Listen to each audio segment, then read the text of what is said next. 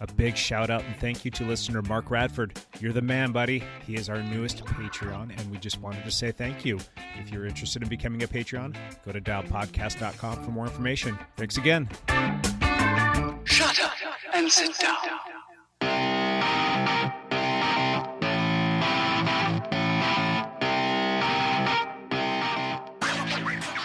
There are two ways to fix anything, WD-40 and duct tape. I'm gonna ride my bicycle to your place. Once again, proof. You can fix anything with duct tape. I'm gonna play on my guitar, go for a You are listening to the Dialed Podcast with Matt Legrand, Evan Price, Lance Hepler, and Jake Von During. Marriage is a wonderful invention, but then again, so is a bicycle repair kit. Enjoy episode 113. place. Walk right in and sit down on the bed. I'm trying to buy some WD-40 and get out of this godforsaken store. Wanna push that beat-up car to you. You know that one of my biggest pet peeves is excessive bike noise. Smiling back at me. You are the only thing that feels like Yum yum breakfast burrito. Yum yum breakfast burrito. Breakfast burrito. You're hot and you're yummy. You fill up my tummy. Hi, and welcome back to the Dial Podcast. I am Jake Von During, and I'm here with Lance Hepler. Lance Romance live in studio today. Looking like a- Risking his life Risking my to life. bring our listeners. I am- cheer and- Looking like he's trying to rob the place. He looks like a straight outlaw. I do have my face covered with a mask, and I'm sitting 6 feet away from my good friends Evan and Jake. Mm-hmm. But It's a long podcast arm you got there, microphone arm. I've got it stretched out pretty far. I'm Smells sitting way terrible. back. I'm not sure if he's showered the last few days either. 6 feet is necessary. It is Yeah. necessary. Awesome. To his right, Evan Price. Well, I'm drinking an Arizona tea. Lance Ooh. is drinking nothing. I got nothing. Jake is drinking out of his hydro flask. So, Matt, you may have the most interesting drink today. What is it? well, what's interesting is what's in Jake's hydro flask. It could be. This is true. This could be very It's going to interesting. be some sort of hard alcohol, I assume. Yeah, you know me. I've got a. All right, so talk about how much we Are there love multiple? this coffee place. I've got a Hidden Rivers little mug here. I don't know what kind of mug these are. Vacuum insulated, super nice little mug. It's my wife's. It's got like a little girl running sticker on it. Mm-hmm. Stole that from her, and it is filled with coffee, decaf coffee roasted from Hidden Roasters, and it's fantastic. Thanks for asking. Oh, also, what was the homemade fizzy water? I can't remember. Soda Stream. Soda Stream. Thank you. Gotcha. Oh, gosh. Sorry for all the dings there. Just getting him out of the way early. I've got everything turned off, and now there's a new dinging thing that comes on my computer. And, of course, it's my kids requesting time because right now is their break at home to be able to have free time to go, like, do their YouTuber-y stuff. So There's YouTuber. I've got everything turned off, and now that comes on. Dad cannot get on the internet. Exactly. Yeah. They're requesting, like, access to, get on certain apps. So, Dad, sorry. can I watch that Matt LeGrand guy on the internet, please? Can you just put out a new video? I want to see it so I'm bad. pretty sure that's what they're looking for. Yeah. I guarantee it is. Awesome. And last but not least, Matt Legrand. What's up, ladies and gentlemen of the internet? How are you guys doing? Good. You look good. Doing all right. Yep. You look good. I mean, Muy as long as you bueno. keep that mask covering your face, you look really, really good. Yep. Yes. There you go. That's better. You have a mouth for a mask. Yes. Yeah. Cool. Let's jump into some backpedaling here. I'm curious to know, Matt, how was your week? What's new? It was okay. It was quarantine-tastic. I actually did sneak out and bike a whole bunch of times, but it was horrible because they were all really short rides or rides with. I mean, I don't mean it's horrible. Matt's Strava was my favorite this week because it was so random and just seemed random. like It's like half-mile run, 8-mile bike ride. It's like stuff like that, like all week long. Like one ride, I had to like race back to get on a conference call with. I'm working with Snapchat on a project, which is hilarious. Really? Because I'm like the least cool person that I know. And Snapchat is honestly at least a little while ago they were kind of like the coolest company, and that is just not who I am. So, but anyway, so Don't sell yourself short, Matt. Are you going to be doing something for TikTok soon? That's the new TikTok thing, is Matt. totally I'm not sure right. if you know TikTok about is like that the new yet. thing. Yeah. I don't foresee that in my future, but who knows? Don't speak too soon. Yeah, and then I actually rode with my kid, and we went. I was just like, I'm following you. That's what we're doing. We're going wherever. And I don't know. We did 11 miles or something like that, and it was totally like it was the same thing like Jake and I would do. We were just like, where's this go? Don't know. Let's go. And then we would just turn and just wander through neighborhoods and stuff. It was nice. Oh, that's awesome. That's good. But the highlight of the week was not even one of my own personal ventures, but my wife actually. She went out yesterday and did a 26.2 mile run. Mm-hmm. And wait, by herself, all By alone, herself. 26.2. All alone. She ran a full marathon solo. Solo marathon. Wow. I saw something the I've never kids. done. I saw in the pictures the kids were out there with her. Was that during the race or was that afterwards? Well, let's not call it a race, but it was during. We met her at a whole bunch of different places and kind of like tried to, cheer her on and bring her water, bring her snacks. It's just stuff that you can do when you have a lot of extra spare time on your hands. But yeah, we met her at 13.1 and the kids ran with her for a little bit, and then we met her again at like 20 and a half. And then I think Ethan ran the last mile with her. So she like came home at 25.2 or whatever, and then ran one more mile with Ethan. So it was awesome. And I tried to take pictures, and yeah, it was super that's very cool. Yeah. Was this... Okay. This was Boston. This was weekend. Supposed to be her. So Boston is generally on. It's run on Monday. It's always run on Patriots Day, which is in fact, today is today. Patriots Day. Congratulations on all of you guys for surviving Patriots Day. Yes, we are here on Patriots Day. Yes. We record this on Monday. It's the 20th. Say the 20th. Yeah. And so actually today is Patriots Day. Yeah. She would be racing. I would be with her in Boston had Yep. things gone differently the past month or two. You guys still planning on going in September if it's still Yes. held in September? Okay. Yeah, that's the plan. Mm-hmm. So she'll have to Lance, don't listen to this part, but she's probably gonna have to cycle her training down with a break and then ramp back up. I mean, I don't understand what that means. Yeah, you would think it'd be like a 365-day training plan, but in fact, it's probably going to be more of like a 90-day training. Something silly like that. Yeah. You know what's funny? I may have mentioned this before, but I've run the Boston Marathon 3 times, and I have sucked every time I've run it because it's a spring marathon. I generally could not keep up mileage through the winter. I just ran terribly through the winter, and so I would go into Boston in terrible shape, and I would plot out like a 4.5 hour marathon. So now Kristen had gone into this with pretty good shape, Matt, hadn't she? I know she had kind of battled some nagging stuff earlier this year. Right, which I think actually her knee was bothering her, and you helped her with that, which was huge. Very hugely helpful. It was mostly her good solid aerobic capacity that did that. Yeah. But yeah, her fitness was really fine. I mean, it was solid. Like she was going to go and do Boston, not like to kill it, but just to kind of participate, which I think is a really nice way to do an event. Yeah. But she was in excellent shape. She was ready to go. Everything was, trending. She was, targeting everything perfectly for all of her long runs.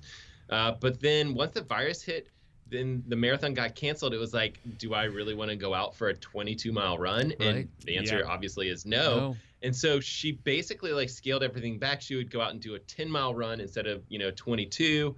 But then she kind of got the idea like, what if I just go do this marathon distance during the weekend that it would have gone down, during the race or whatever. And so she kind of ramped back up a little bit. I think she did 2 weeks ago. She did something like 18 or 19. I don't remember what it was. That's what I thought. Yeah, I saw her creep up to that 20 mark again.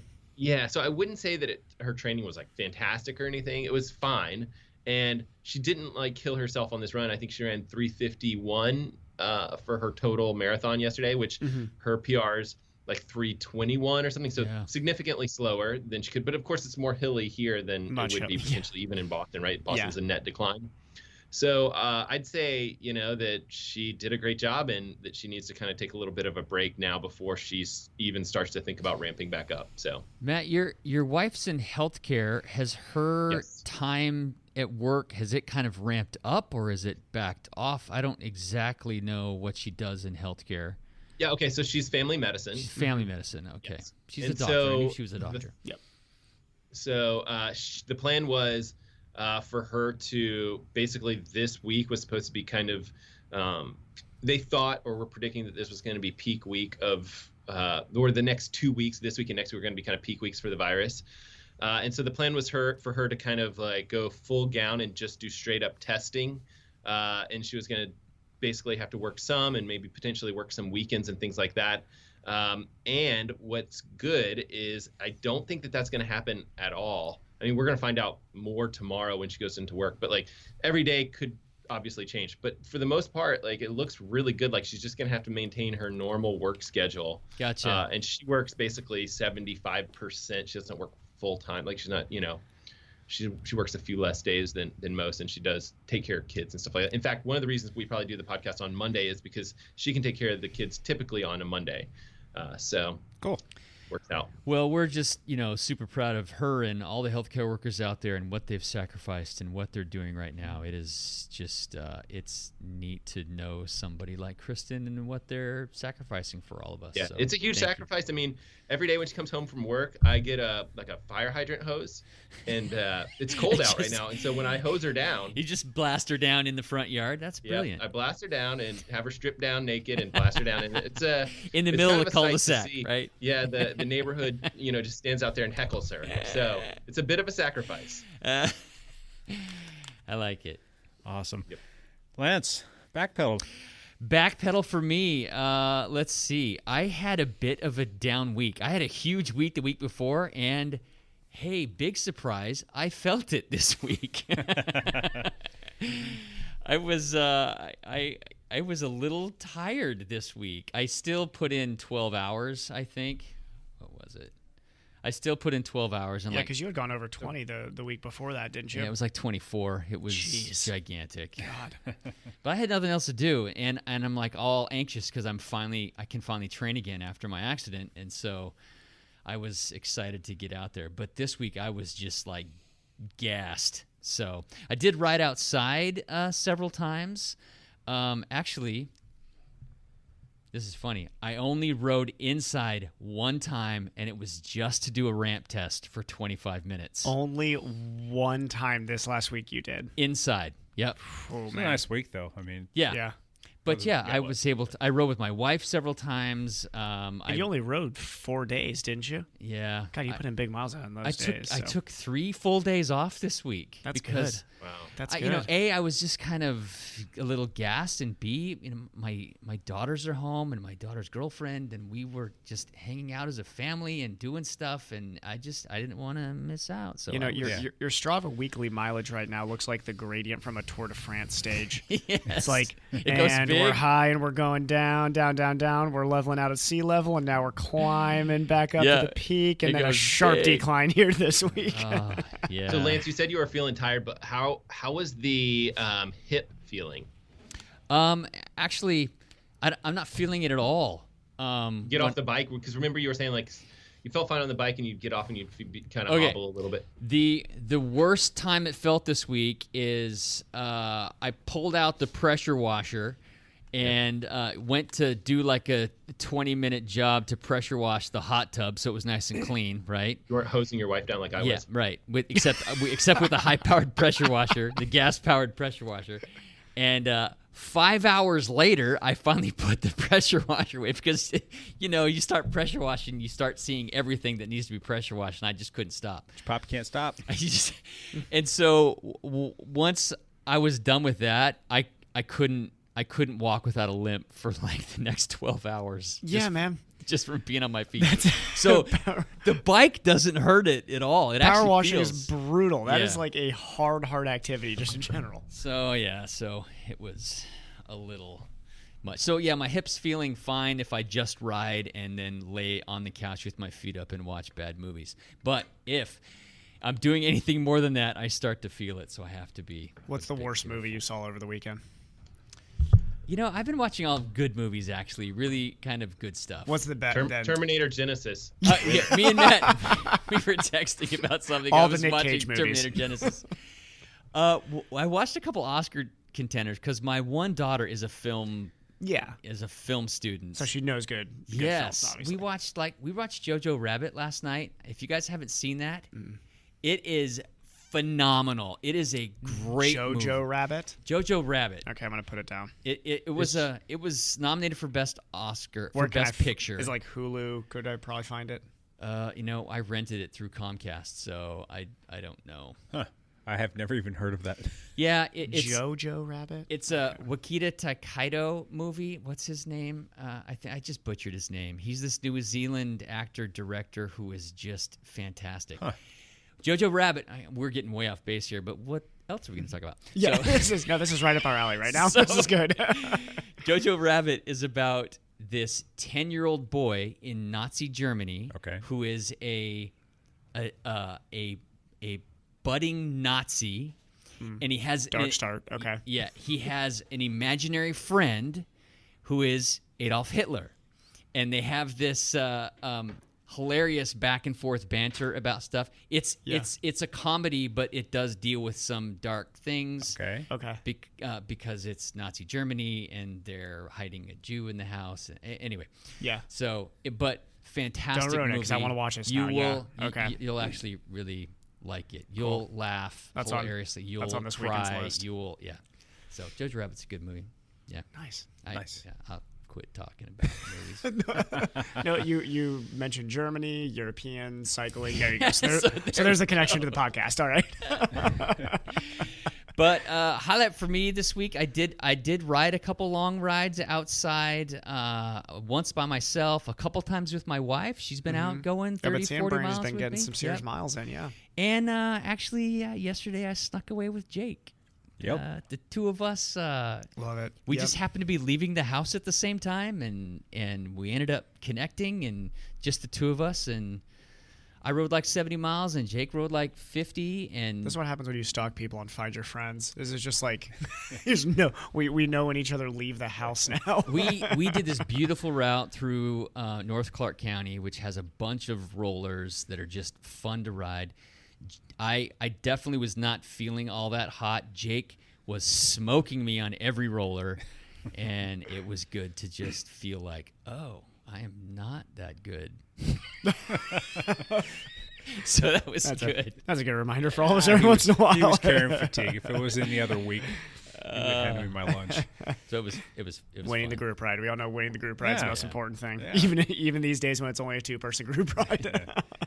Yeah, that was definitely nice because I didn't think I was going to go for a ride that was that long. I didn't think I was going to get to ride with anybody. And Lance and I connected. I'm like, where do you want to go? And he threw out 3 options. I'm like, let's do that. And he came up with an awesome route. And I wasn't supposed to be gone for that long, but it all ended up working out. And it actually ended up being just a hair shy of 60 miles. And it was about 3 hours. And that was good because it got me right to my 10-hour for the week mark. Oh, good. You guys had some great weather during that ride, too. I'm looking at your pictures. It was beautiful. It's beautiful out there. Yeah. What day was that? Was that yesterday? Yesterday. No. Yesterday? Yeah. Yep. Yesterday had some good weather. We actually saw quite a few people out riding. Most everybody was riding alone. There were a couple groups of 4 or 5 we saw. Yeah. But it was just nice to just have just Jake and I. I've seen more and more families out there, or at least what I'm assuming are families. There's like a young person and a man and a woman older. You think, okay, family out for a ride, which is good. The best part, we're riding through this, down this country road, and there's this like 10-year-old kid on like a beach cruiser bike or something, and he's riding along, and he's got either his brother or his sister on roller skates holding on to the back of the bike. Oh, sketching, and then a second sibling holding on to that sibling. It's like the full-on train, yeah. So there's a kid riding a bike awesome. with 2 kids on roller skates, and Jake made the comment like, "That's exactly what kids should be doing right now Absolutely. during this quarantine." Learn how to roller skate while holding onto a bicycle. They need the kid on iPad. Yep. They need the kid on the scooter and the kid on the skateboard with him to make it a full trio. It was awesome. Awesome. Yeah. Evan, how's your week? It was fine. There's getting real tired of indoor training, that's for sure. I think, we it's probably a time for a little bit of downtime for me here coming up. This would have been like the end of a race train cycle going into like what would be a come down period. So I kind of did like a little simulated sort of race, I guess, on Saturday. I went up what's basically a 40 to 45 minute just watt time trial up. If anybody's done Alpe du Zwift before on this, it's... Oh, yeah, I heard about this. It usually takes people about an hour to an hour and 20. Yeah. And it took you how long? 41:30. 41. Wow. Holy cow. I'd like to beat that here in a month, but that actually was a pretty tough effort. And then I rode a virtual century on top of that day, which... Basically, I rode 100 miles while staying in place. So as my friend reminded me multiple times while I was texting him on the ride, is you actually haven't traveled any. You haven't gone anywhere. You haven't gone anywhere yet. You're putting out a whole lot of watts to not be moving here. So, but yeah, I am going to focus on the bike for a little bit here going forward. Had some good run fitness over the last couple months, but I think it's time to come down from the run for a bit. So gonna really just ramp up the hours and try to pull Lance and do a couple 20-hour weeks. See what it does for me, and yeah, your body's gonna respond way better than mine is. I am a little bit younger and a little bit more, but it's been good. I've enjoyed the Zwift racing and using it as motivation, but I think just like anybody, we're just getting a little bit worn down with the indoor miles. Yeah. So probably gonna get a couple. I'm getting my gravel bike out here, the Crux, to do some riding around Fort Vancouver. I love riding in the grass out there, so I'm going to try and convince Tonk to come out, and we're going to set up a little time trial course, and I want to race him out there. So. There are some segments around the backside. Oh, I've found most of them, so there's actually a couple. There's one that you're on that I want to try and get. I'm not sure if you have the KOM on it, but you're up there. I might. It's the gravel sprint on the backside. On the backside of it, yeah. I've just goosed it back there a time or two. Oh yeah, there's some really fun ones like through the little cool houses back there too. So I'm just gonna go random segment searching basically. Let's go back to your little Alpe du Zwift thing. Give us a little bit more background on that. Tell us a little bit more about what happened there, what that was all about. So I'm actually trying to set up a couple of these going forward too for a couple of the kids that I coach too. But there's a friend of mine who I've really just met through the internet, and we've done some of the same races, but we actually haven't raced each other. His name's Tyson Weiland, and he's a former, I think he ran for, I could get this wrong, I think he ran for West Texas, Matt. I think he ran for West Texas a couple years ago. But he's a professional triathlete now who raced Draft Legal.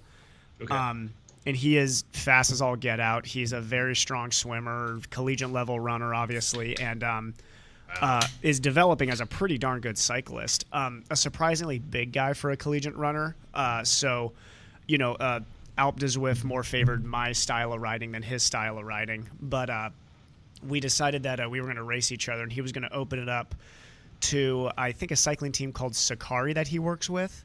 Okay. And like his local team. Yeah. And then I was going to open it up to Dialed. And in the future, we want to do a couple more of these. But he's doing, I think actually tomorrow, he's doing a pro race up it too, like a pro indoor race up Alpe du Zwift. But me and him set it up. It was going to be a small group. I think 6 or 7 people ended up getting into the group. And next time we'll invite even more if more people want to join. But it was basically a race up Alpe du Zwift. You start further away, and we kind of spun up as a group. And at the base of the climb, just went all out up the whole thing. Tyson, a week or two ago, had put in a really good effort, so I don't think that he had the legs that he usually has. But my goal was, me and Tonk had said just whoever felt better between the two of us was just going to go. And I just started at some ridiculous. I tried to hold 6 watts per kilo as long as I could. Anybody who's watching any of this stuff online, watch Ineos's team ride up that. Oh. Rowan Dennis was sitting there holding like 6.2, 6.4 for the entire time up that climb. It is not an easy climb to pace. You're basically holding 10% the entire time. Yeah. So you're in and out of the saddle. It's really, you're under muscular strain that entire climb. So it's basically, 40 minutes of just. What was Rohan's time? Rohan was 37 and change, I want to say, 38. Wow. So. But he got you by 3 or 4 minutes? He got me by 3 or 4 minutes there, yeah. Still, to be within that I'm not even time. within spitting distance of that. I'm within a baseball throw from Nolan Ryan distance there, but that's about it. So, but yeah, I felt good the whole time. To be honest, I didn't even feel that spent at the end. I felt like I was within myself the whole time. But I was holding right around 5 watts per kilo. I think my final was like 488 or something like that. So, and I believe you finished about a minute and a half in front of the next person. I think Tonk was 2 or 3 minutes behind me, but Tonk was holding back at one point because there was a chaser on that team that was trying to bridge the gap, and Tonk, being the consummate teammate that he was like trying to not like help that guy bridge. Yeah. So he waited for that guy to crack and then just went all out. So Tonk at his absolute. I mean, me and Tonk do a lot of riding together, a lot of hard training together. I think that we would both answer the other, but I think if me or Tonk do a really hard 40-minute climb, my money's still on Tonk over me. I think I'm close to him. I think that we're right there, but he's a different animal than he was last year, and he was fit as heck last year. Yeah. But he's a little bit lighter than you. He is. Yeah, I'm usually racing around low 150s. He's low 140s, mid 140s. So Well, Tonk's like 5'9" or something like that, and Evan, you're like 6 foot. Yeah. So you guys are too fast. Yeah. But yeah, too skinny. It may sound nuts, but really, as you know, as we're all going through this bummer, especially as triathletes and not being able to race right now, which we can all speak to, it's nice to at least have some competitive outlet where you can just match up against people and at least do something. So sure. Yeah. Yep. It's been fun each week to look forward to these things. Huh. Well done, my friend. Good for you. Thank well you. done. Thank you. I was invited and did not do it. I know. I texted Lance in the morning. I was like, Lance, where are you at? He's like, I'm still in bed. I'm still in bed. It was definitely an early morning. I was not. Tyson's Central Time. So Tyson was like, all right, man, we're doing 10 a.m. Central Time. I was like, crap, that's 8 a.m. And you can't just jump on the bike and do this. I needed like at least a half hour of prep. Yeah, just thinking about 40 minutes of pain. How many rides did you upload that day, though? Like, you had your warm-up, you had a cool-down, you had this other ride. I raced again later, actually. Yeah, I think I saw like 4 or 5 different uploads. It was like 108 virtual miles, I think, with 2 full-out races in it. And that's hilarious. It was, yeah. No wonder you're sick of the train. I know, man. I'm toast. My body's toast. It's, we're going to have to rebuild through May. So that's... When was the last time you rode outside? 2 weeks ago, I think. Okay. Yeah. That's not too bad. I'm going to this week, and like I said, I'm going to grab the gravel bike. My only thing is I'm just so nervous and neurotic about crashing right now that I just don't want to have to. That's the only reason I'm not outside right now, and once May hits, I'm going to be outside a bunch. So gotcha. Yeah. Cool. Awesome. I will run through mine real quick so we can get on with this. Just like you guys, did a lot of indoor training and did ride outside twice. So instead of joining you guys on that ride, I opted to jump on the gravel bike and kind of did my little better choice. It was a solo nice day. gravel adventure. Well, actually, it wasn't a nice day. It was like, oh yeah, that was Saturday. It was raining Saturday, wasn't it? Yeah. So I was kind of jonesing for a little bit of rain. I'm like, well, if it's raining, I don't want to go on the road. I'd rather ride on the gravel. And so I did that. And the trails were nice. The ground, probably not a lot of people out there since it wasn't super nice. You know what? Every ride that I've been on recently that has been outside or just driving around in general, there are families and people on bikes everywhere. I love it. It makes me happy. Yeah. Mm-hmm. That day, I saw one other cyclist. Yeah, nobody. That was it. Nobody. I mean, there were some walkers and some joggers and whatnot, but there was nobody out there on bikes. So it was pretty much, I had everything to myself. And there wasn't near the herd of people down there that have been on the dike in recent weeks. So crazy. It was kind of nice too. There were some guys down there that were young and flying. They were running like how I had envisioned Evan going out for a run. These guys were jamming, so they're running on the dike. Yeah, but they look like they're in a full probably sprint. Some of Matt's kids. They're younger Matt, guys. They look like they're in a full there. sprint, and then like I turn around and started heading back, and they were still in their full sprint mode coming back. I'm like, my God, these guys are moving and grooving. So they're probably somebody you guys know that. There's nothing flying. better, Matt. I'm sure you've done this when you're on the trail and like you're running an interval and you get to pass a bike that's actually not going too slow just for like a second. You're just like really surprised the cyclist when you come up on him, and then that's only a 30-second interval, so it's backed off and the bike's flying by it then. But It happens. It happens. So I had a funny little shift of like a paradigm shift, if you will, in terms of like our family's cycling dynamics. Before I went on the ride with Lance yesterday, my wife had logged more miles on the bike than me. What? Yes. I was like, how? What? Dang. She had put, like, before, she didn't even ride yesterday, and she had 8 hours on the bike. I'm like, wow, that's kind of nuts. And, like, I go into the day, I had only 7, and that's kind of low for me. But, I still finished with a few more than her, but I was proud. That was kind of a neat thing to see her do her thing. But aside from that, I did get my MRI results back. Oh, yeah. And my shoulder, it hurts. It still hurts. And I was able to ride outside twice this weekend, and it hurts. But the good thing is according to the doc, I'm not going to make anything worse. The MRI came back, and there's definitely stuff that needs to be addressed. He made it sound like a lot of the issues I'm having can be addressed by this joint capsule procedure that they're going to do, but I'm not going to make anything worse by going out and riding. So it's like, if you can deal with the pain, then you should be fine. But I am dealing with, there's some cartilage that's on the top of the humerus, and there's issues there that came up in the MRI, and he will take a closer look at it when they do the surgery. I'm not sure if there's any cleaning up really that they can do. According to him, there's not much he can do to help me with that, and I'm just going to have to deal with, I guess, arthritis and some impingement pain that comes along with that, which kind of sucks. So that's for life. I'm not quite sure how to deal with that otherwise. So it's just pain. It's just pain. At least knowing it's just pain Yeah. is a little bit of relief. Yeah, I mean, I still get a lot of impingement. I still get a lot of pain. According to him, that's just coming from the joint capsule issues that I'm having. And then there's going to be a certain level of permanent nerve damage that I'm dealing with. But it's nice to know that I can go out there and I can ride, and I can kind of get into the bike a little bit. And that pain that I'm feeling isn't making things worse. So I'll just have to deal with it, I guess. So yeah. Yeah, and I think a lot of that base nerve, I think, I wouldn't underplay the axillary nerve's impact on that too. Yeah. I think, that joint capsule pain is something that it's just like arthritic pain. It goes through cycles. It can adapt over time too. The axillary nerve pain is the more interesting part. That doesn't typically happen in injuries, just in general. That's I think the more the X factor that you're dealing with your shoulder. And just the pain cycle you've been stuck in it with. Yeah.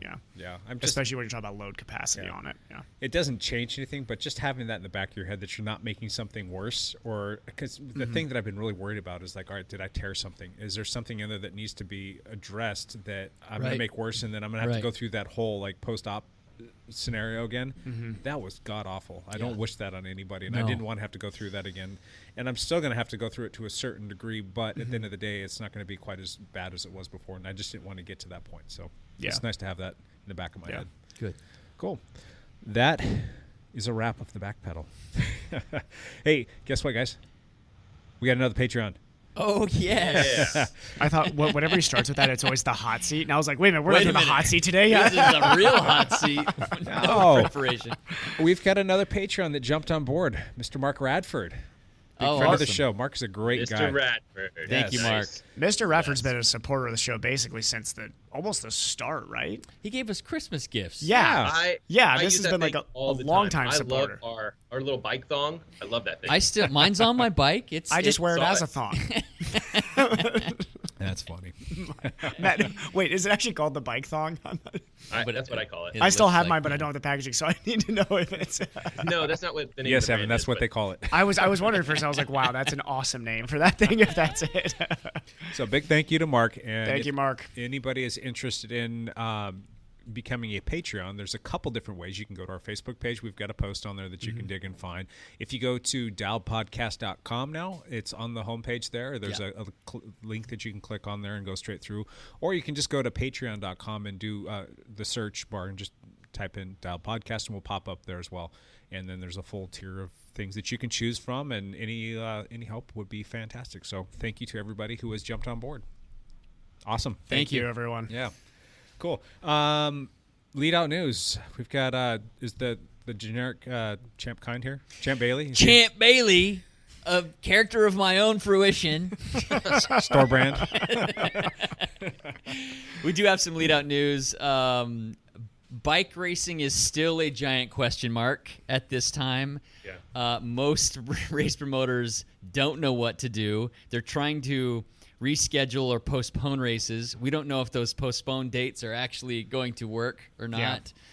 Tour de France threw their hat in the ring, and they have not canceled the race. They postponed it with new dates, August 29th through September 20th, I believe. Something like that. Yeah. I think it was August 31st to September I got it 21st, right here. wasn't it?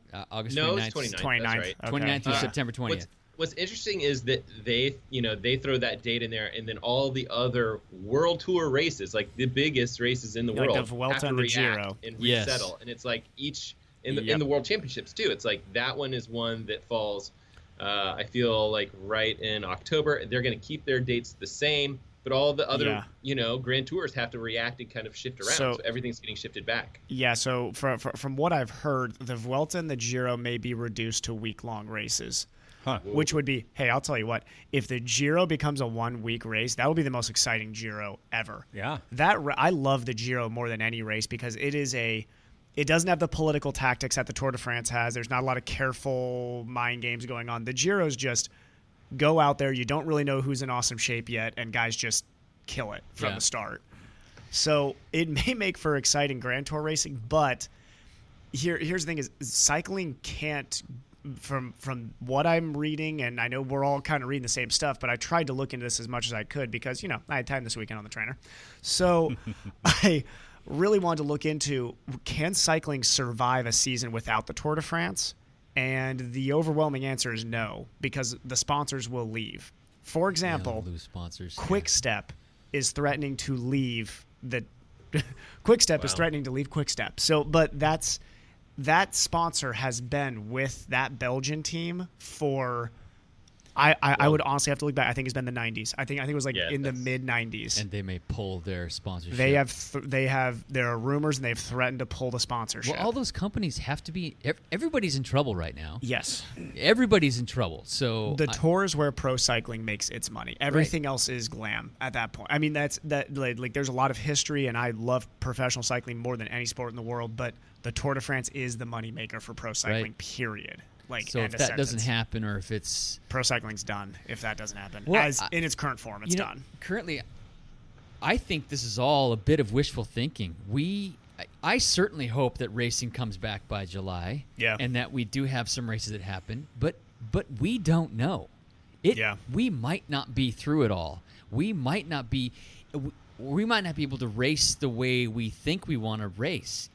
We may be able to, open the economy back up and be able to get out, but we still may be able to congregate in crowds. And a bike race is a moving crowd. And so all this stuff that is rescheduled for late summer and the fall, it still might not happen. And it's hard to control a bike race crowd because it's one thing if the NFL says, okay, only the players are allowed in the stadium. Right. A typical Tour de France stage goes 110 miles. You can't have security for 110 miles saying people will gather. Crowds don't gather. People will gather. And I mean, maybe on the big climbs, you obviously don't allow as much congestion as there usually is on the climbs like Alpe d'Huez. Right. Famously like Dutch Corner has, people 100 rows back basically crowded onto that climb, but So, who knows? That's exactly. So, yes, we have new dates, but I'm not taking a whole lot of stock in them. Yeah, I would. The only reason I'd say I think the tour is gonna. I'll play the slightly. Well, I wouldn't even call this the optimistic because I think it'll be for political reasons why this has to happen. There is going to be so much pressure on the ASO to put that race on that I think it's going to happen, and I think it's going to have a lot of world political backlash if it does. I think it will. What about the NBA finals? What about the NHL? What about the football? No crowd, what about no crowd games? The March Madness just got canceled. What about? I mean, on the grand scale of things, the Tour de France, big friggin' deal. To me, it's a big friggin' deal. Well, I know when you're talking about like the Super Bowl being canceled, and people are like, but what about the Tour de France? Right. Or if the World Cup, I know it's not this year, but if if Champions League is canceled and the Tour de France happens, soccer fans are going to kill cycling fans. Yeah. In other news, Evan is not the only person sick of being on the trainer. Are you about to talk about Sagan? Yes, Peter Sagan. I got an opinion on this. I've got a really strong opinion on this. Peter Sagan came out and said, "I'm a real rider, not a virtual one. Yeah. If this is going to be the future, I don't think so." That's what he said. He's just sick of riding virtually or on the trainer or on rollers. He's just tired of it. Outside of about 1 watt per kilogram, the difference between me and Peter Sagan here is that man, this is your job. So it doesn't really matter if you don't want to do it, Peter. These guys are sounding like massive prima donnas. I saw a post from Rohan Dennis. Yeah. If you saw, I saw that this morning. I understand the frustration, but these cyclists, if your team says, hey guys, our sponsor's threatening to leave us, we have an esports race and we need our marketing, on point here. Go ahead and get yourself in shape because that's your job because you ride bicycles for a living. And you sit there and have the audacity to say, with everything else going on in the world right now, saying, no, I'm a real cyclist. Right. Neat, buddy. Okay, cool. Could you imagine if anybody's boss right now, of people in this country who are getting laid off, was like, hey guys, we got to adjust gears and we're going to work online, but I'm going to bring you all back. Could you imagine anybody who would go, no, I only work in person. That's it. That's if it's not in the office, I'm not doing it. I bring this up because all the pros are struggling and freaking out just like the rest of the world because everybody's struggling and freaking out right now. So very understandably. Yeah, we get it. But I just don't like I look at a lot of those guys on Ineos that did that Zwift race, which I thought was cool. And to Rohan Dennis's, I know I said he's made some comments on Instagram that were very debated.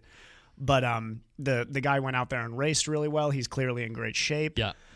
Egan Bernal even went out there and raced it at altitude. Good for him because this is the part that Zwift doesn't take into account is the fact that Egan Bernal is at altitude. Yeah, he's at altitude. Exactly. But you look at a guy like Cam Wharf going out there in the best shape he can and gives his all out.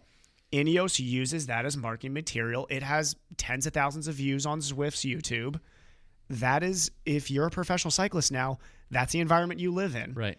And if your team says this is the environment you're going to live in, and you say, no, I'm above that, that speaks exactly to who you are as a person right now. Because that's not being there for the team. That really is not. Yeah, so, but when has Sagan cared about what anything he said? But himself? Yeah. Well, never. no, I'm not saying that. I'm saying he's so good. He can do what he wants. He can. But so is Rohan Dennis, and he goes out there and holds 6.4 virtual watts per kilo up that climb. But Sagan didn't throw a fit and pull himself out of the tour like Rohan Dennis did. That's very true. Actually, I really should not be defending Rohan there.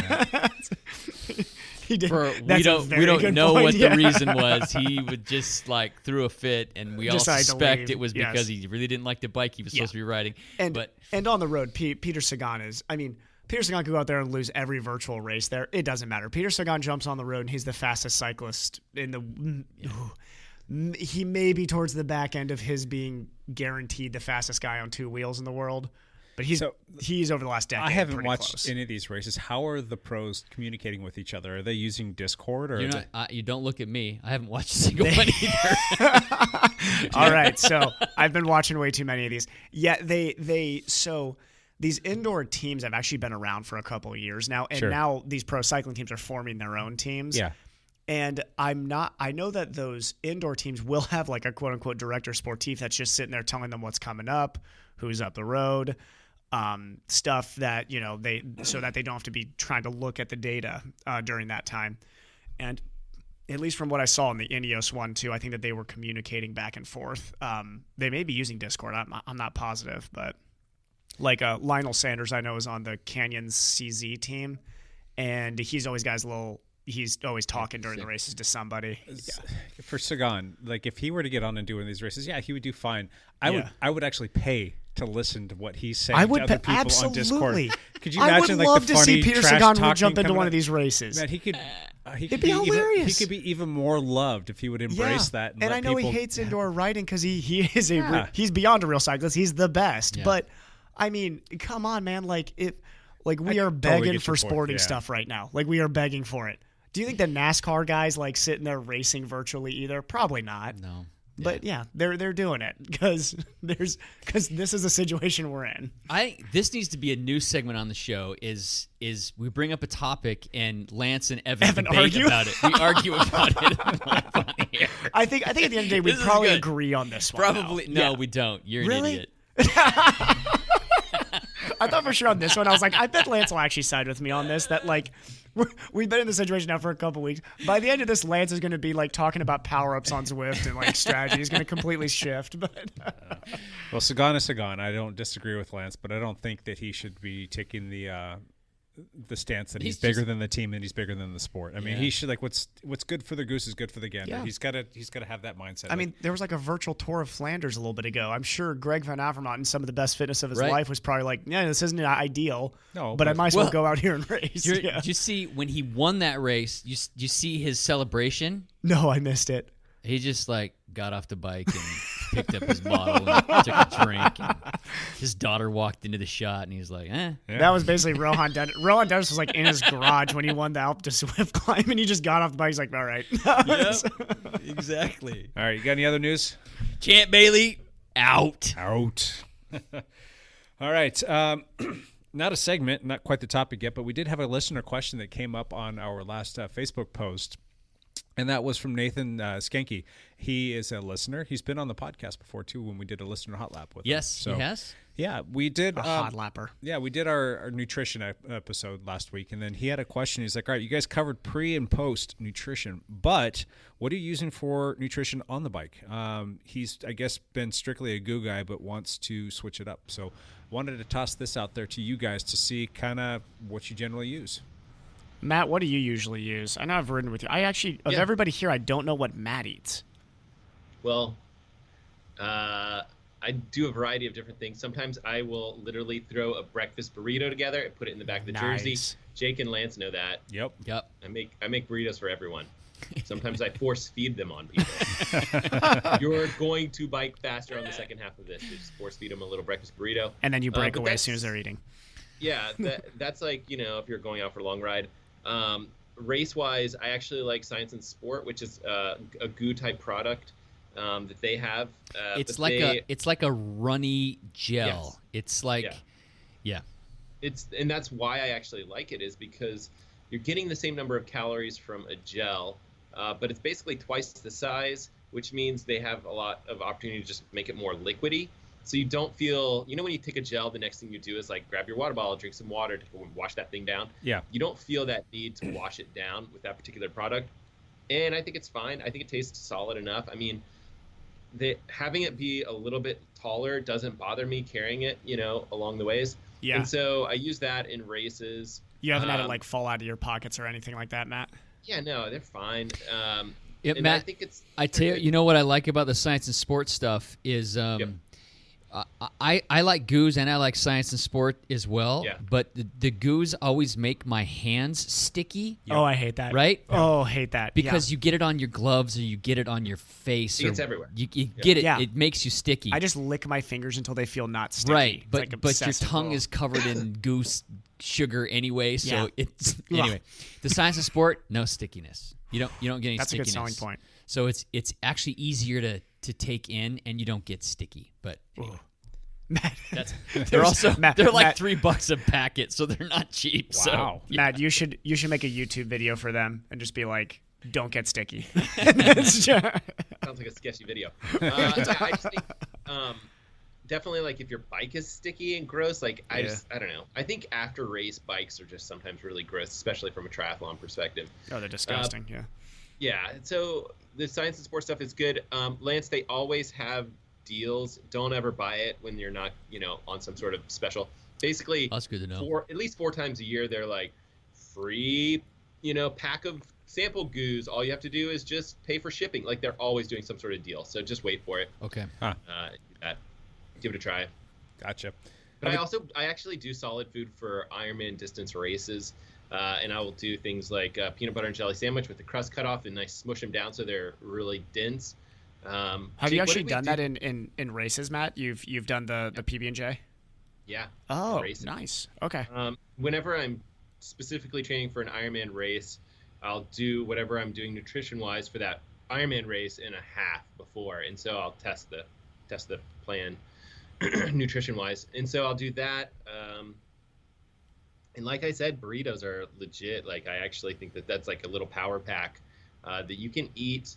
And they pack well, and you can probably do it. Like I think we did that for Jake. We did that for for the Seattle to Portland, which it's not necessarily a race event, but Yeah. it's definitely something we took serious, and we didn't want to like stop at McDonald's, wait in the drive-in line or whatever. We wanted to just have something in the pockets and eat it and go. Yeah. So I think we did burritos. Yep. So yeah, I kind of always joked for all my training and for my actual STP, I ran on 50 miles per burrito. So That's a pretty good ratio right there. One burrito, 50 and my miles. buddy JP has that shirt that says 50 miles per burrito. It's a fantastic shirt. We there you go. buy that for everyone. Got to get one of those. Oh, I will definitely take one of those.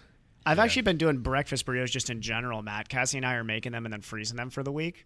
Okay, so that's I fair. could just make a bunch of extras and just eat them on the bike. I mean, I love them. They're delicious. Yep. You'll be surprised. Like they fit in jersey pockets and they're Yeah. power, like a lot of calories. They're really good. I just like having something. So I think this is where I notice a lot of pro athletes go straight, like sugar, straight goose, straight liquid, pretty much. And I can't make myself do it for a full Ironman distance. I can do it for a half.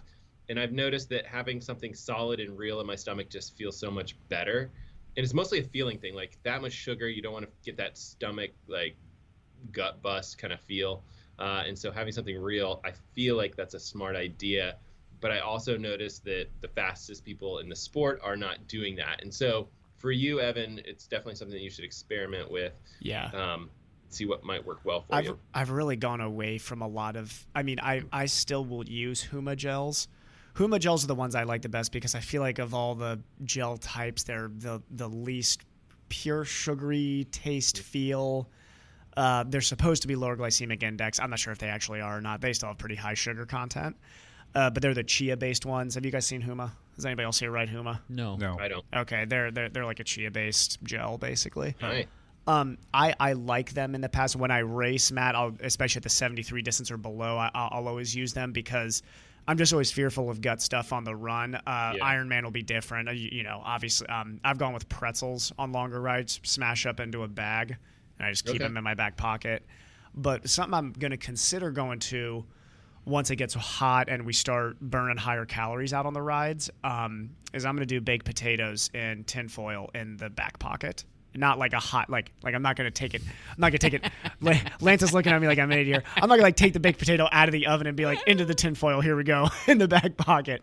But I've had some friends who just use potatoes. They just have they take them out of the fridge. They're a little chilly. And you can roll down the tinfoil and just eat it just like a hot dog. You could probably do it. Yeah, you could probably even do it without the tinfoil. Just straight up baked potato in your back pocket. Or just mashed potatoes in my back pocket, and then just take a handful, and then just just eat it that way. Maybe put some turkey. Maybe put some turkey, or green bean casserole back there too, and just have a Thanksgiving meal in my back pocket. Starch. You need those simple starches. I don't think it'll upset your stomach on the run. No. That's actually. I used to eat a baked potato before high school cross country. Like lunch was baked potato, and my stomach was not upset for practice. Very easy. So I think it's a good option. Yeah, back in the 80s. Hey, you know what? 70s. They knew what they were doing. Like there are still some running records I'd hold from that era. So I think they knew what they were doing. Crazy. Yeah.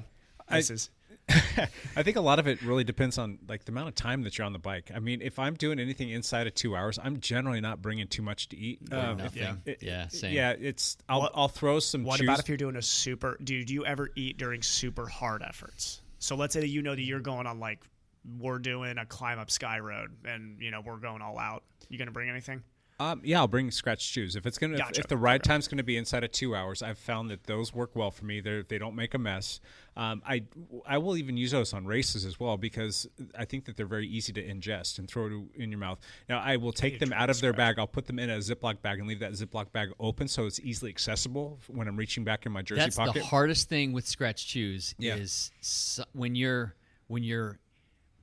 in mid-effort, sometimes it's difficult to open the package and not just spill them on the road. Yeah, I take them out of the bag and put them in a Ziploc baggie. It just doesn't work. I mean, when I will do a ride with a team and we're just going out, we're doing a training ride, I won't do that. I'll leave them in the bag. But before I start the ride, I open the bag and make sure that that's easily accessible so that I can just kind of reach my hands. Smart. Or pull it out and just shake a few in your mouth and throw it back in your pocket so that you're good to go. Opening those bags is a pain in the butt. Yeah. So, other things race time though, like you guys, gels, those work really well. That's an easy way to make sure that you're getting maybe a little bit of caffeine too, if that's something that you do. Yeah. burritos, man. I'm telling you. Like I didn't eat it when we went on a ride yesterday, but I threw it back there just in case. You had a burrito just in in your case. pocket? Yeah, just in case I go a little bit longer or whatnot. Because I didn't really eat much for breakfast. I'm like, this is just going to be my like fail safe in case something goes sideways. At least I can pull over and eat a burrito. Didn't need it obviously, but I did have some of my scratch chews. I like taking bananas with me from time to time. If it's like it's a team or a training ride, those are really simple because inevitably you're going to stop and you're going to regroup. It's easy to toss a banana down real quick, and it's quick 100, 110, 120 calories and some potassium and whatnot, and some simple carbs. Yeah, what's an average banana's calorie? Is about it 110. Oh. Yeah. I always thought it was more for some reason. I guess that does, yeah.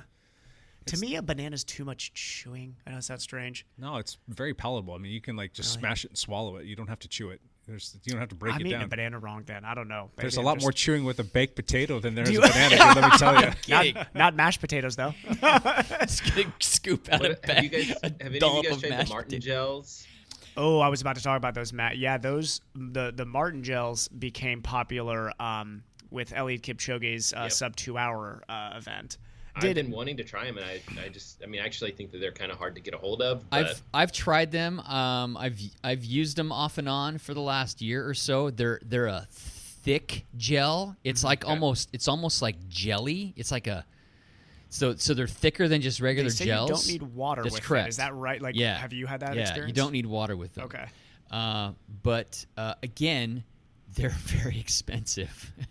So I'd buy a whole bunch of Martin gels, and I would like only save them for race day. Yep. Yeah. Totally. I wouldn't train with them. Yeah. Yeah. Huh.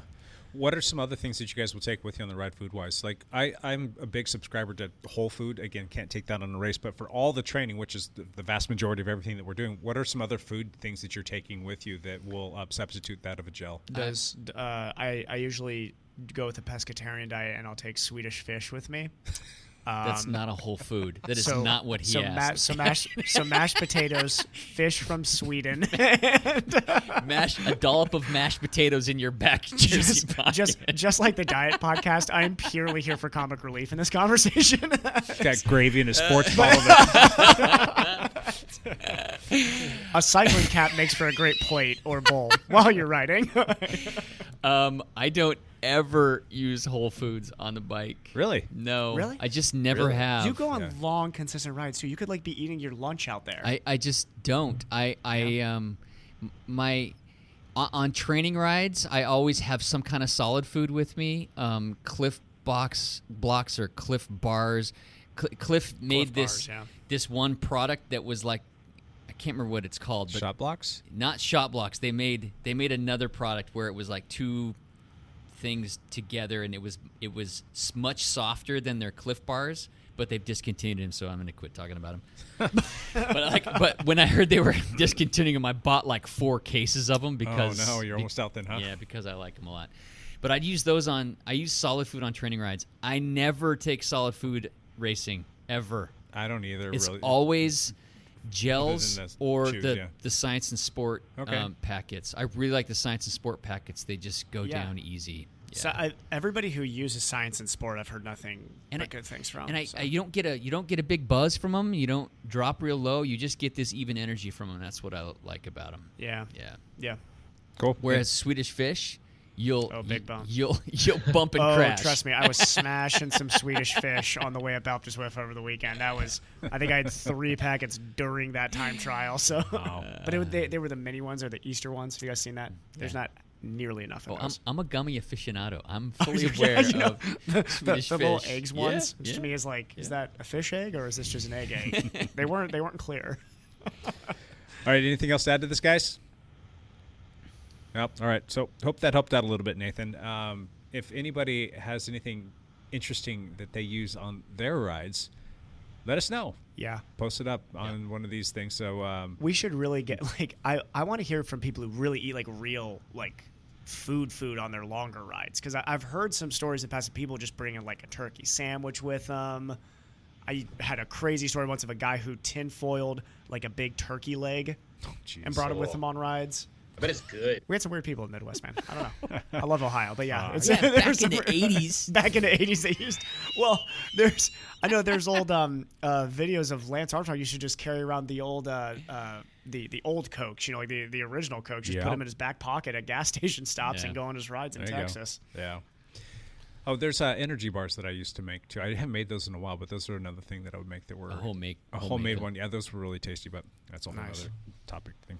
All right, let's jump into our topic for today. Another listener suggested topic, and it's going to be pretty much all things bike maintenance.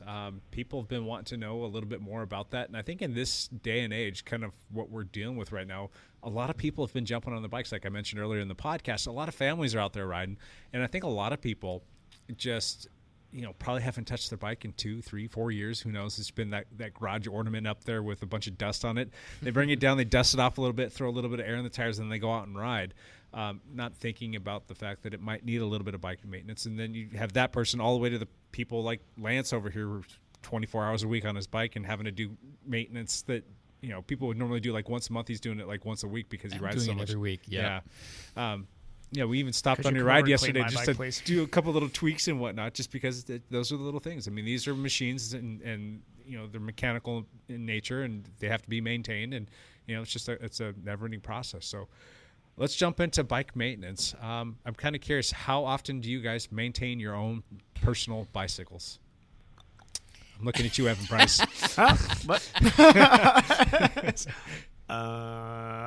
Okay, so on a weekly basis, I will always lube the chain. That is... Congratulations. Yes.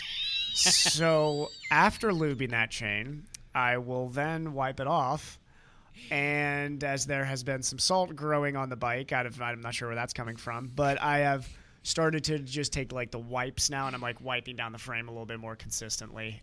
When I used to work in a bike shop, though, I would bring my bike in once a week and just clean the heck out of it, because riding in Ohio, there was always massive rainstorms, so there was always needs for parts to get re-greased and all that good stuff. So, yeah. How about you, Lance? I maintain my own bike. I am a YouTube aficionado. Almost all of my bike maintenance skills, other than just sitting back and watching Jake work on my own bike. That's usually my favorite, but yeah. I'm always on YouTube, either looking up how to do something right or do something better. Or Sure. Yeah, so that's where I've learned most of my maintenance skills. And I don't have that many skills, but when you ride as much as I do, you eventually learn some things. Gotcha. I there's things I do before every ride, there's things I do after every ride, and then there's things I do weekly and things I do monthly and things I do every 1,000 miles. Hold that thought. We're going to get into that just a minute. How about you, Matt? How often are you working on your bikes?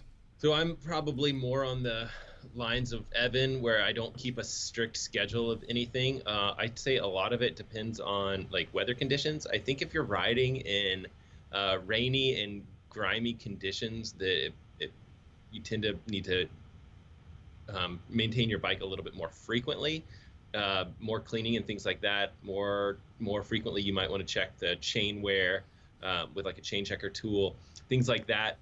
When the weather's great, like I rode on Saturday, which was kind of gross, but then like the rest of the week, it's been really nice. I don't feel as if I need to work on maintenance as often. That being said, I did have a loose cassette this week, which was very odd. I've never had a loose rear cassette. But I was getting this rattling noise in the back of my bike, and I couldn't figure out what it was. And I finally picked up the bike, and I was like, it's the rear cassette. That's crazy. I've never had that happen before, ever. Yeah. But the whole time when it was rattling, I was like, I guess I'm going to have to go see Jake. I don't know. We're going to wear masks or something. Like, I don't know what else to do except for be like, I got to see Jake. That's just leave it what on you your curb. do. I'll come pick it up. I don't know. I've actually done that a few times, but yeah. I would be then when thinking it's like those hub mysterious almost or rattles. panic, yeah. Yeah.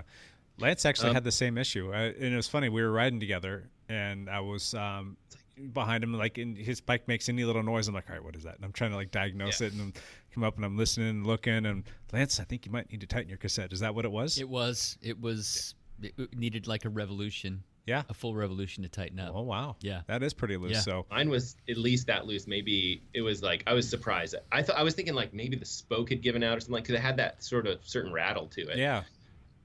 But I was glad that wasn't anything big. And I'm glad I didn't have to bug Jake, because I hate bothering Jake. No, don't ever feel that way. I think it's interesting that the majority of cyclists if you've been cycling for a while, they do tend to do a lot of their own maintenance on their bike, which is fantastic. I love that. Which I think is great. I think it's one of those things where if you are on the other side of the coin and you're like, nope, I just like to take my bike and take it to the shop, drop it off, and be like, I need a tune-up, which is going to include all the chain stuff, all that stuff. I would encourage you to consider diving onto the YouTube, diving onto wherever, and doing a little bit of maintenance stuff yourself. And that could be like, at least bike lubricant, bike, cleaning your bike, things like that. At the minimum, you should definitely be able to change a tire. Yep. I taught Ethan this week Ethan's my 9-year-old. He's almost 10. I taught him how to change a tire just because I was like, that's awesome. You need to change your tire. We finally got the tube that we needed, and let's do this. And so I don't know that I would be 100% confident with him doing it, but at least he has an idea of how he's supposed to do repetition. it. And it just takes, and that's the other thing is I think at least knowing what you can repair yourself and what you need either a part for or either a part for or have somebody else do if it's well outside your skill range. Because a lot of these issues, like Matt mentioned his cassette tightening, that requires a tool. If you need to take the bottom bracket off for any reason, that's going to require a tool. And just knowing what you can mess around with and what, would be tougher to mess around with. Yeah. In the age of YouTube, that's easy to figure out. But and if you get into trouble, you can't, it hasn't happened to me that frequently, but it has happened to me. Like, the mechanic at the bike shop might laugh at you. Like, you look at this. I tried to fix it. At least I don't know. They might laugh at you. They might not. But like, I'd say, it's worth at least Googling around and trying to consider fixing it yourself. Yeah, especially if you're a person that likes to ride by themselves often. And if you get, 10, 15, 20, 30 miles away from your house, something goes sideways. And just having some of those basic skills, sometimes you're able to problem solve and get yourself back home. There's been more than once where I was 30 miles away from home and something happened to my bike. I could not figure out how to fix it, and I sat on the side of the road watching YouTube. Oh, geez, nice. Figuring out how to solve the issue, was able to solve it after watching YouTube, finding some video, and I made it home. I'm like, oh, all right, that's how you fix this. Yep. That's crazy. Yeah. That's I will admit, now that we've gone to disc brakes for everything, there's a lot of maintenance with the disc brakes. I need to start. That probably needs to be a goal of mine in 2020 is to get a little bit better with the adjustments on the disc brakes, because that's something I still have not quite fine-tuned on myself. I was so great at rim brakes for years and years and fine with it, and I could take the cables out, replace the cables easily and all that. But yeah, this new era of disc brakes. It doesn't matter how good you are with disc brakes. They're always some adjustment. I just assume they're always rubbing. So I just figure that's our built-in excuse. So if you ever get dropped on a ride, you just be like, okay, disc brakes are rubbing. There are some disc brake systems that that seem to install easier and cleaner without much rubbing. The latest SRAM Axis system is super easy to install. Yeah. But some other ones, they take some fine-tuning. Yeah, it's tricky. That's what Jake and I actually stopped because I was having some front brake rub. Yeah. And, we're 40 miles into the ride or something, and we finally stopped, and we had to loosen the whole brake caliper and get it right, and it solved it. But it takes some doing to get disc brakes right. Yeah. Well, you don't want those rubbing. Like, here's my pro tip: your bike should never be making noise. Yeah. You should hear an ever so faint noise of a chain going around a cassette and a chain ring, and that's it. Yeah. And even that should be pretty quiet. And if that's making a lot of noise, or it's making like a little squeaky noise whenever you're pedaling, it's your bike telling you, "Hey, something's up. You gotta pay attention to me. Fix me over here." So there's kind of like a process where you have to go through and make sure that your bike is taken care of. And a lot of people just don't know these things, or they'll take their bike in to get serviced like once a year or once every couple of years, depending upon how often they ride. But there's some basic things that you should be doing before all of your rides, and really it's kind of like a safety thing too. So here, my next question is, what are the things that you guys personally do before every single ride? I check tire pressure. Ding. I check, and now I've gotten to the point where I can check tire pressure just by squeezing the tire with my fingers. Yes. I know what I'm looking ping for. It? No, I don't ping because I like to ping. Yeah. Yeah, I squeeze it and I kind of know if it's Was good that or you, not. Jake, who told me that? The ping? No. Who told me? I had then that must have been an old bike mechanic friend of mine who used to always just flick it. Yeah. I'm like Lance too. I've got built-in like torque meters in my fingers. It's kind of weird, but you kind of get a sense for that. Like if you do that enough, if you pinch your tire before every single time you put air in it just to check and see where it's at, you'll start to get a sense of like what 60, 70, 80, 90 PSI feels like. And more times than not, you can probably get away from like, maybe not having to put air in your tire every single time. Yeah. But I'm not a snob, but I'm very fickle when it comes to that kind of stuff. So I check my tire pressure every single time. Even if I go out there and check it and like, it feels like it is, I'll still check it. Unless I know that I'm going on a recovery ride and I know that I'm going slow and I don't care about performance, or I might even want to go slower. I'm supposed to go slow that day. Yeah. And it feels like it might be like a pound or two under. That's about the only time that I'll let it go. Yeah. So I check tire pressure every time. I check my either quick release hubs or through axles. Gotcha. I check those every time because I've gotten into trouble. Yep.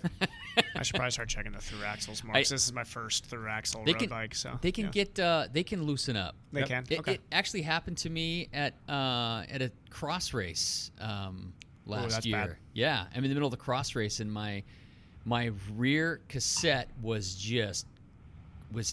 making terrible noise, and the chain was skipping. It wouldn't hold the chain. I'm in the middle of the race, so obviously I didn't stop. Yeah. I didn't have a pit bike. I didn't have a decent Just destroy pit bike. that chain. Well, I couldn't tell what the deal was. It was the cassette was fine, the wheel was fine, the through release was loose. Loose. Ooh. Ooh. It was like 3 revolutions loose. Ooh. Yeah. So if I'd have jumped to the bike, through release it's not going to come out, but a through axle is not going to come out, but couldn't they? I mean, well, no, I guess that would take a lot of jostling but to it get rattled. that thing shot out. Yeah. So that's the thing. I check tire pressure. I check quick release hubs. I don't ride any rim brake bikes anymore, but before that, I'd always check brakes. Mm-hmm. Yep. And then I check my indexing. I check that it's shifting properly. Those are the 4 things I do. Gotcha. How about you, Evan? I check to make sure the trainer's on and that I've chosen a good YouTube movie. And you have your mashed potatoes and then I have my table. mashed potatoes in my pocket. No, when I go on outdoor rides, I'm kind of like Jake. I will always check tire pressure before. I know, wasn't it Robert was on here, and they were saying Robert didn't check their tire pressure for multiple weeks at a time.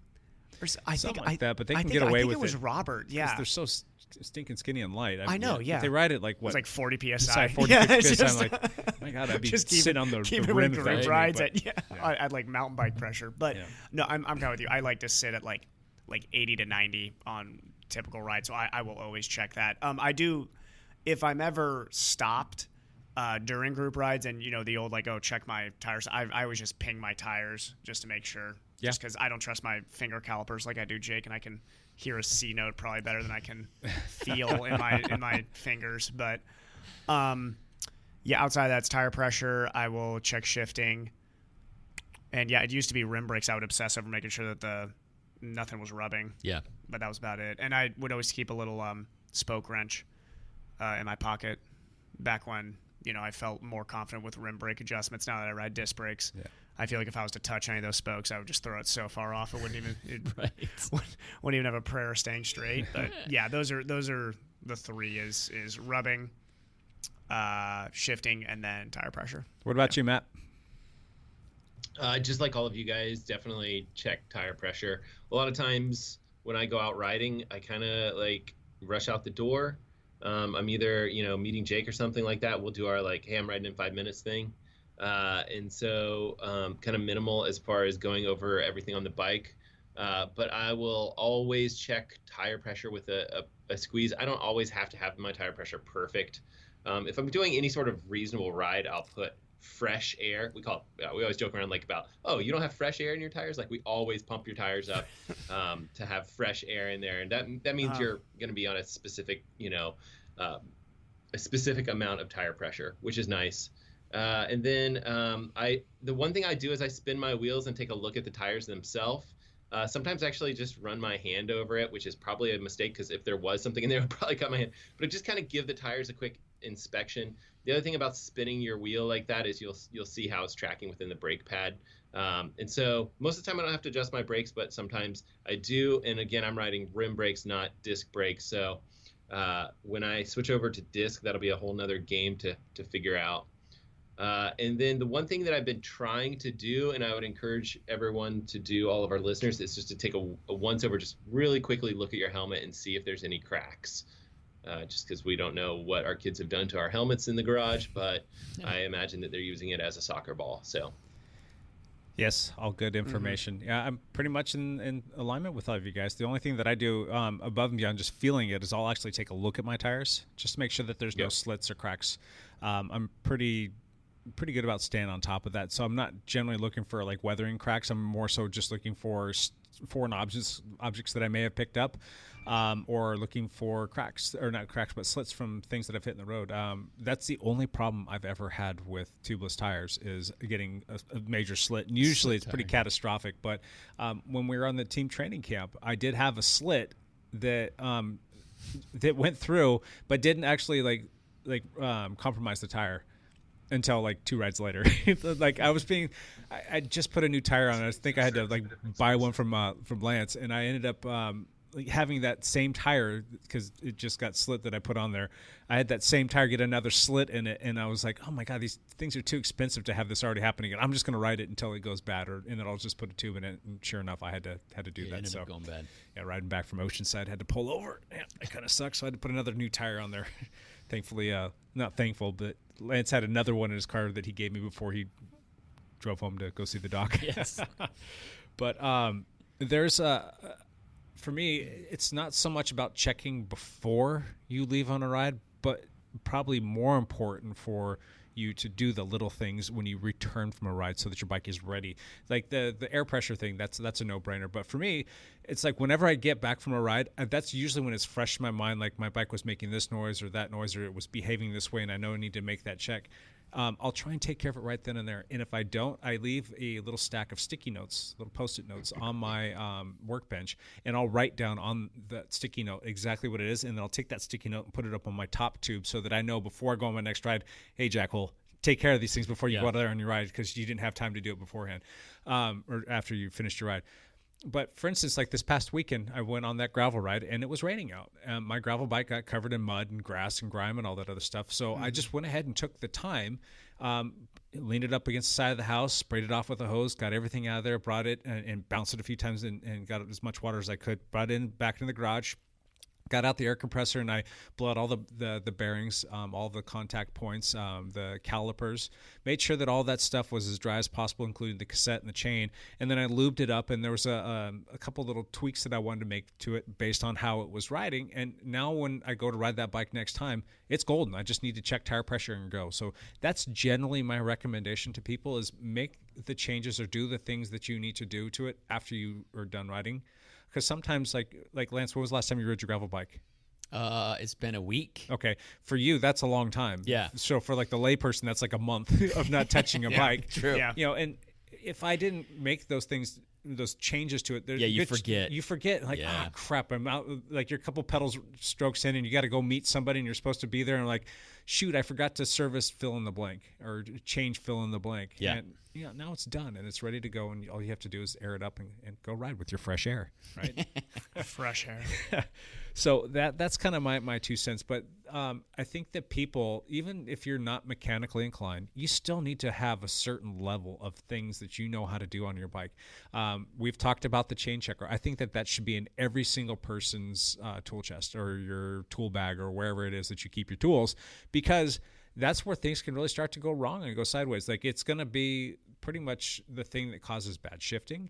The way that the pins start to land on the teeth of your chainring and your cassette is going to cause them to get like this little crescent kind of like a dig in there, and it's going to misshapen them. So you're going to basically end up destroying your cassette and your chain rings. Well, instead of spending anywhere from, we'll say 25 to 50 to 60 bucks on a chain, worst case scenario if you're buying like the high-end lightweight stuff, instead of just changing that out or not knowing that you needed to change it out, now you got to go buy a new cassette and you got to go buy new chain rings. If you're riding, we'll just say an Ultegra setup, that cassette's going to cost you anywhere from like 100 to 150 bucks depending upon where you buy it and if you get it on sale. Your chain rings are going to be that much, if not more. And you're going to have to buy the chain to boot. So all you needed to do was have your chain checker, go check to see how much stretch you have going on there, and it tells you exactly where that's at. And as soon as you get to that point where it's like, all right, time to change this thing out, either take it down to a bike shop and have it done, or learn how to do it yourself. It's not terribly difficult. Chains are cheap compared to chain rings. Yes. Yeah. So maintenance, I mean, the bike, almost the entire bike, I mean, with the exception on the frame, I mean, I'm sure there's probably an expiration point on it at some point in time, but everything on the bike is a consumable good. It's going to have to be changed at some point in time because you're going to wear it out. Some things are going to last for years and years and years and years, and some things are going to have to be changed every month to 3 months, depending upon how much you ride. Yeah. So, Lance is going to go through probably 2 or 3 chains a year. At least. Yeah. I have, in my kit, I have about 6 different chains because I have 8 different bikes. And stuff wears out, and so I've always got extra chains in case I need to swap. This reminded me I probably need to get a new chain here this month. Well, I get quite a few people that bring their bikes in like, I need a new chain. I'm like, well, I'm thinking back in my head, do you really know that? And I've had plenty of people that come in and they're like, I want a new chain on here, just because they think they want a new chain. And I'll check it, and it's like, perfectly, it's still got a lot of life left. And I'm like, well, I can change it for you, but it's probably still got another 2,000 or 3,000 miles in it. And like, oh, really? I'm like, well, you could have just done that and taken my money. I'm like, well, no, I want you to get the most bang for your buck and you get some life out of your bike. It just needs to be cleaned properly. Which yes, probably that's the next conversation properly. But let's talk about like how to do some proper maintenance. And sometimes people bring their bike in and the chain is so gunked up, it's just disgusting. And then you look at the pulley wheels. Oh, good Lord. Poor pulley wheels. I'm going to turn you into the bike protection services.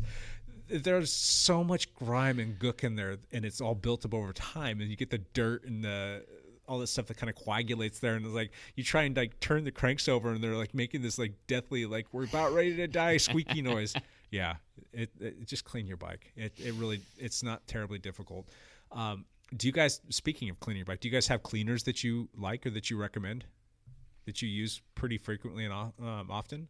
I use soapy water in a spray bottle that I just mix in the kitchen sink. Yeah, that works great. Yeah. That's all I use. And what soap do you use? I feel like I have no idea.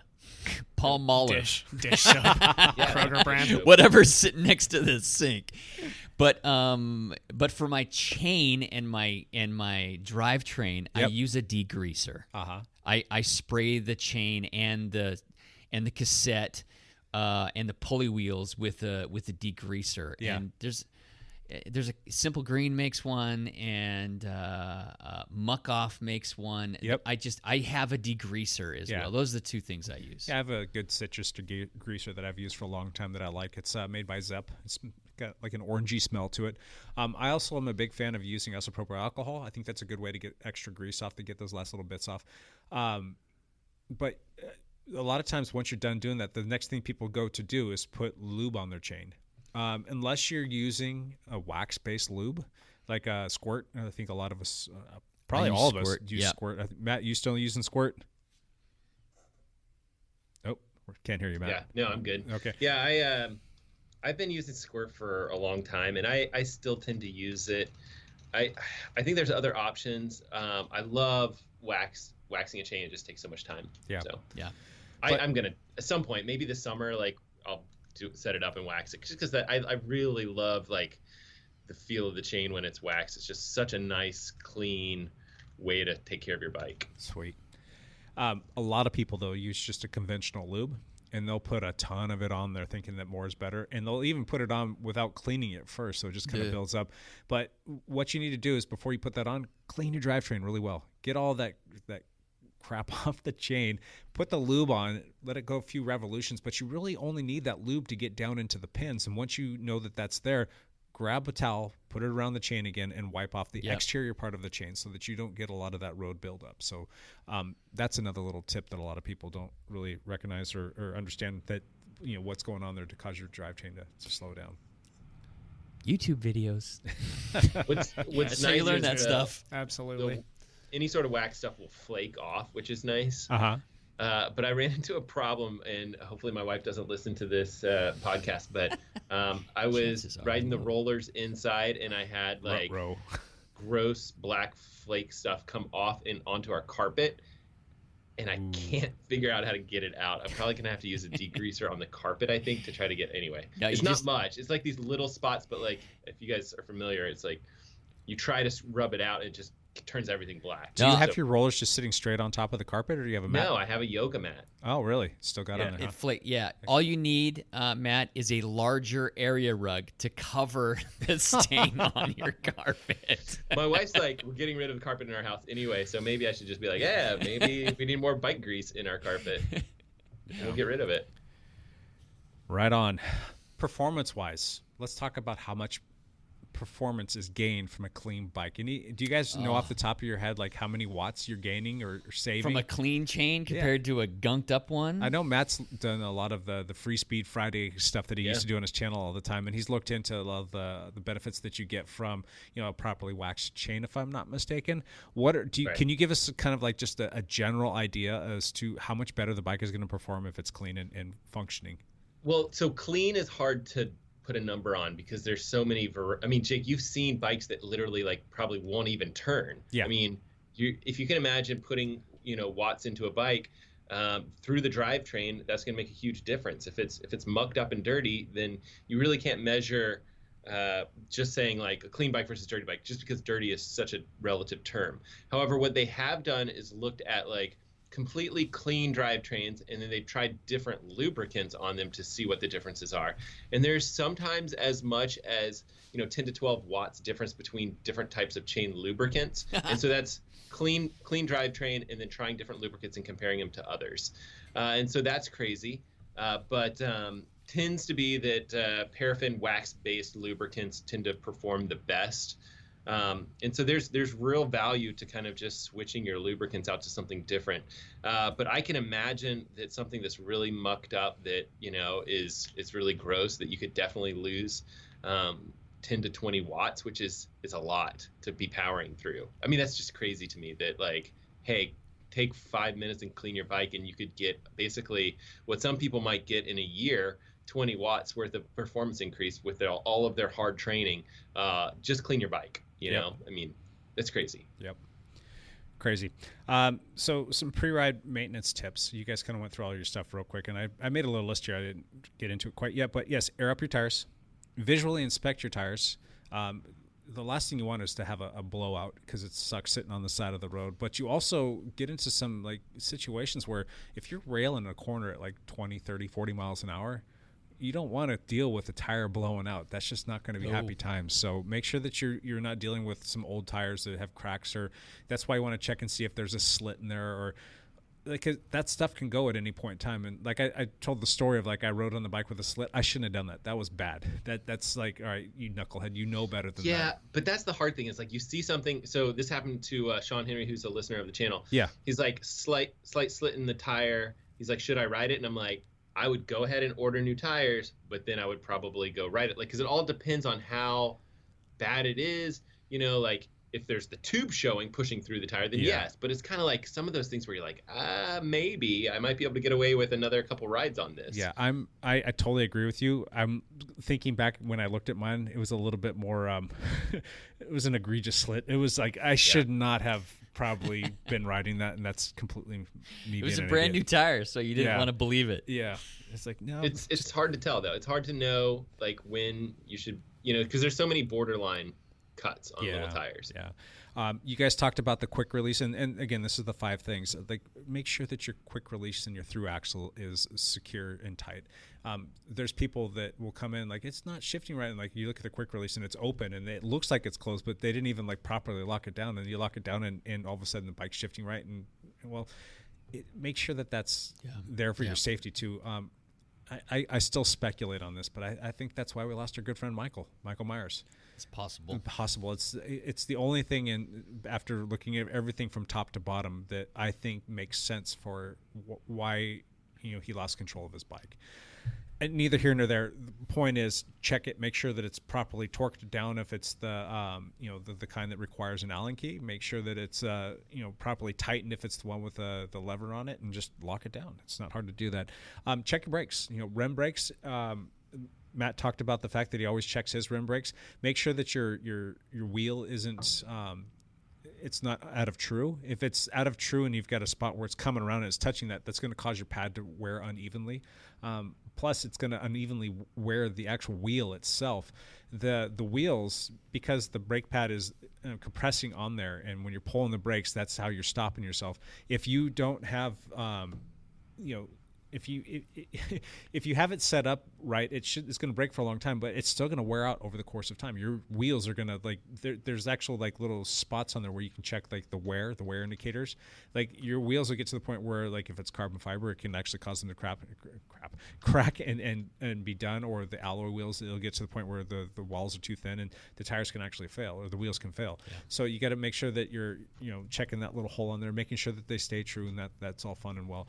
With respect to your brake pads, if you're using a rotor, the rotors again have a life on them, and they will get down to a certain thickness. And if you have some calipers that you can check and see what the thickness of those is, that's another thing that you want to be mindful of, or at least when you take it in to have it serviced, that they're taking a look at your rotors to make sure that they're not getting too thin, because you don't want them to fail. But you can visually look down there and you can see whether or not there's pad left on the brake pad of the rim brake, not the rim brake, but the disc brake. You can check to see if that guy's starting to get a little bit low. If you're getting a noise that sounds like it's almost metal on metal, it's time to change them. Yeah. So, but that's quick to look at the brakes. I mean, all that is pretty much spinning the wheel, and you're just going to take a visual inspection, wipe off the wheel, and then move on to the next thing. And then the last thing is clean your chain. You don't have to lube it every single time, unless the weather's been bad and you're dealing with a lot of. I do it usually every 200 miles or so. Clean your chain? No, lube it. Oh, lube the chain. Yeah. So once a week? Yeah. Okay.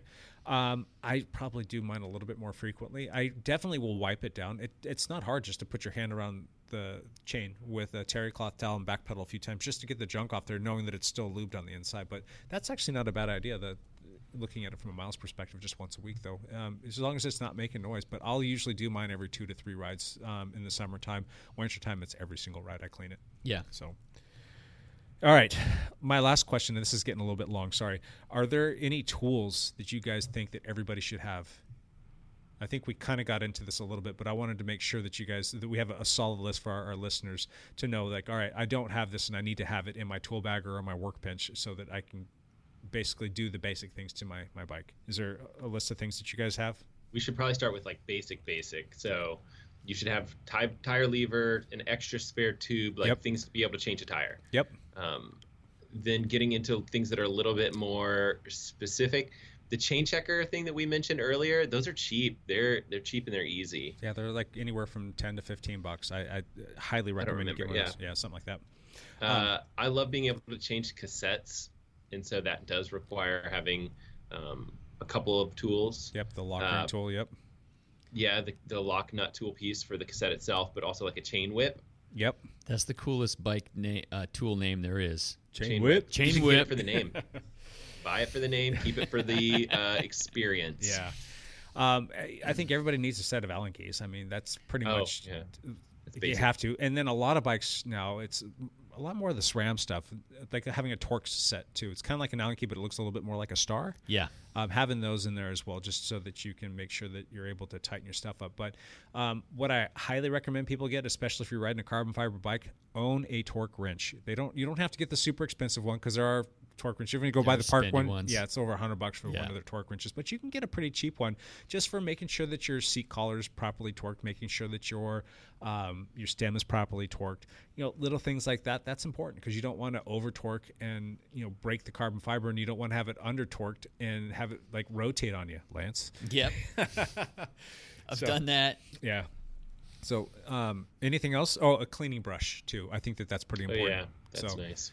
It's really... You can do things like use an old toothbrush. Have you seen this where you like take 2 toothbrush and you kind of like rubber band them together and you can clean chains with that, like a chain cleaner nice tool. Hack. Yeah. Anything else? Any other tools? No. For me, an important one is a pedal wrench. But mostly because I have 8 bikes and I have 5 sets of pedals. Yeah. So that's always a crucial one. That really is. I'm swapping pedals between bikes quite often, and so that's a good one. It's nice to have an actual pedal wrench, because you can do it with another type of wrench, but it's hard to get the leverage on it to get your things off. People generally put their pedals on way too tight. I don't even torque my pedals on. No, it's just past finger tight for me. Just past finger tight for me as well. Yeah. Finger tight plus a Newton or two. All right, well, I think that's about it for that topic. Just make sure that you're checking your bike daily, doing a little bit of service on it probably monthly, if not quarterly. And then once a year, probably take it into a bike shop for a full teardown and service if you're riding your bike pretty consistently and frequently. If cycling is a passion of yours and you're probably logging more than, say, 1,500, 2,000 miles a year, you're going to have a full tune-up on it at least once a year. If you're riding 3, 4, 5,000 miles a year, it's probably a good idea to have somebody, if you're not going to do it yourself, do a complete teardown and make sure that everything is clean, make sure it's put back together properly, and make sure it's torqued to spec and it's been completely inspected to make sure that it's going to be ready for you to kill it for the next year. Because you should be out there having fun on your bike, and squeaky bike's not a happy bike. Yes. Will make you pull over and fix your bike on the side of the road if it's doing that. Jake, what if I put like a baseball card in my spokes? That's cool, right? That's cool. Yeah, that's cool. I mean, I like a little bit of noise to my bike. Yeah. A little rap. All right, one last thing. Lance. One last thing for me. If you haven't seen John Krasinski's YouTube videos he's been making during this quarantine, he is winning the internet with this stuff. John Krasinski is an actor from The Office. Yep. And he's been making these 20-minute YouTube videos. He's made like 4 of them where it's called Some Good News, the SGN network. Yeah. So he's just reporting on good things out there instead of all the doom and gloom. They are inspirational and fantastic and just make you feel good to watch. So if you want something good to watch, John Krasinski's Some Good News. I like it. Matt, one last thing. Well, I'm always posting videos to YouTube if you guys are into swimming, biking, or running, that sort of thing. The latest video that I posted was actually about a goggle company that I really like. They make the custom-fitted goggles. I was super skeptical about them at first. Turns out that they're really fantastic goggles. Probably my favorite. Even though they're a little bit expensive, they're probably my favorite goggle. And it turns out that they are raising donations for buying these same custom-fitted goggles and giving them all of these goggles to medical providers. So they're basically, at donation, at the cost of the goggles, for every $15 that they get, they're giving goggles to doctors or nurses or EMT type people. Nice. Yeah, super, super cool of this group. And I'm just thinking to myself the whole time while I'm making this video talking about this company, I'm like, this is a company that's, this is a swim company. And any of these companies that are like, and it's not just swimming companies, but like there's a lot of companies that are just not doing well right now, right? And I got to imagine a swim company's got to be one that's like, there are no pools open across the U.S. Who's buying goggles? Who's buying, swim trunks? Like no one, right? Like this is not the time to do that. And so I'm pretty pumped that this company is like, hey, we're going to make these same goggles and we're giving them all away. We're going to pay for the shipping. We're going to pay for the production of all this stuff. All you have to do is like, whatever money you donate, it goes towards this. 100% of the proceeds go to this particular project. So I made a video about that this week, talked about them just because I thought that was a neat thing that they were doing. This coming week, I don't know what I'm going to do, but I really want to post a kind of a speculation video on that Garmin Vector Air product. I know we've talked about this a couple podcasts back, but I've been playing around with like a 3D rendering of it. I can share my screen with Jake probably. But, I don't know. Basically, the idea is that, we would be able to show something that might look like a random product that Garmin might make in the future. But anyway, that's the idea for a video. Garmin Vector Air, that's the product that you can use as a power meter, or you can look at stuff like your CDA. So I'm hoping to put that together this week and get it out. Cool. See if I can do it. Looking forward to it. Evan Price, one last thing from you. I got nothing. Nothing? Nothing.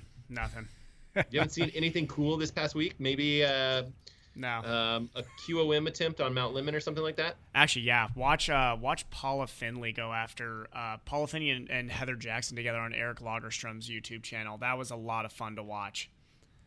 Really surprising result. Did you get to see it, Matt? Yeah, I watched it the Sunday mornings he's been posting videos, so I've been watching them. It's perfect timing for me because my wife's out running some crazy marathon or something like that, so I can just YouTube it up. Yeah, those are awesome Sunday morning videos too. Me and Cassie usually watching them, but yeah, it's a pretty neat video. Cool. My one last thing, just to kind of wrap up this whole topic for today. If you need help with any of this stuff, I know that we covered a lot of things, and some of this stuff might seem a little easy or like I don't know, pedestrian for some of you people that have been doing this for a long time. So sorry if it was a little redundant or whatnot. But if you do need any help, feel free to reach out. I'd be happy to, if I can't help you personally or in person, which isn't really happening a lot these days, I would be more than happy to maybe point you in the direction of a channel or a video that you can watch that I think would be good for you. So just post up on our Facebook post, then when we post this guy up, what you need some help with, and I'll point you in the right direction. So yes, indeed. That's a wrap, kids. We appreciate you listening. We'll see you next week. Thank you. Yeah. Bye for now.